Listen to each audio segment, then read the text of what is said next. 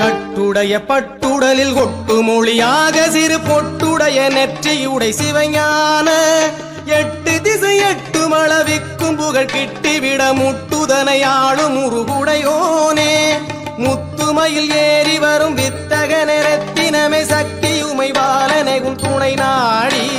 முக்திதனை பெற்றவரும் முத்தமிழில் வித்தகரும் நித்தமுமை பற்றி வரும் அருளோனே